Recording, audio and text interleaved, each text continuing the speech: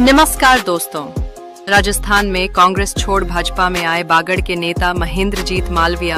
अब अपने क्षेत्र में भाजपा की एक सीट नहीं जिताने के लिए चर्चा में देखने को मिल रहे हैं। दरअसल महेंद्रजीत मालविया जो कांग्रेस को छोड़कर भाजपा में आए, लोकसभा का चुनाव लड़े लेकिन हार गए। उसके बाद कई सारी चर्चा देखने को मिली और अब जब उपचुनाव आए और पंचायत समिति में एक वार्ड का जो गांगड़ तलाई है वहां पर उपचुनाव होने थे और ऐसे में वहां पर महेंद्रजीत मालविया काफी दमखम से जुटे हुए थे, अपनी बीजेपी को जिताने का प्रयास कर रहे थे। लेकिन वहां पर भारत आदिवासी पार्टी के जो शारदार होते थे जिसने जीत हासिल कर ली और बीजेपी का जो राइक का जो गरासिया था उसे हार का सामना करना पड़ा। और अब कहीं ना कहीं चर्चा है जो महेंद्रजीत मालविया को देखने को मिल रही है कि एक तरफ महेंद्रजीत मालविया जिनका गढ़ और उनके गढ़ में अपनी सीट मालविया नहीं बचा पाए, 10 से 15 दिनों तक उस क्षेत्र में लगे रहे लेकिन फिर भी जो सीट थी उसको नहीं निकाल पाए। और उसके साथ ही एक सहानुभूति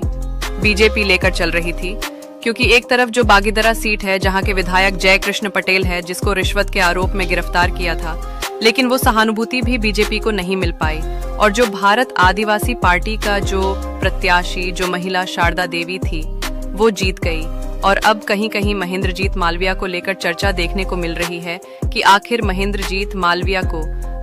कांग्रेस छोड़कर बीजेपी में आए, लेकिन बीजेपी में भी कुछ देखने को नहीं मिला है। लोकसभा चुनाव देखने को मिले हो या फिर जो उपचुनाव हुए, उपचुनाव में भी ऐसा कुछ देखने को नहीं मिला। और अब जब एक पंचायत समिति का चुनाव था, पंचायत समिति गांगड़ तलाई है वहां का चुनाव था और उसमें जो पंचायतें लगती हैं उनमें भी महेंद्रजीत मालविया का एक वर्चस्व देखने को मिला है।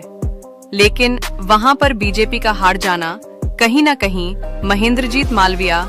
को लेकर चर्चा है जो देखने को मिल रही है, क्योंकि एक दिग्गज नेता जिनके गढ़ में अपनी ही पार्टी और अपने ही क्षेत्र में अपनी ही पार्टी के प्रत्याशी का हार जाना कहीं ना कहीं उस तरह से देखने को मिल रहा है। हालांकि जो लोग हैं उनका कहना है कि जो सहानुभूति जो बीजेपी चाह रही थी वो सहानुभूति नहीं मिल पाई,